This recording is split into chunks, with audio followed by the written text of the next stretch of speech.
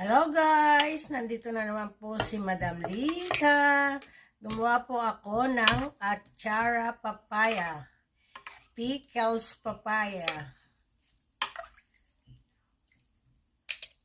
Kahapon ko pa po siya ginawa. Minarinate ko lang para kuhang-kuha yung lasa niya.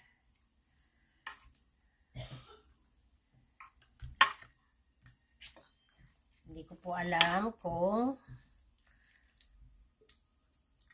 kasyang-kasya ba ito lahat sa garapon. Eto na nga po guys, natapos na. Naka-anim din akong garapon ng aking achara. Ayan.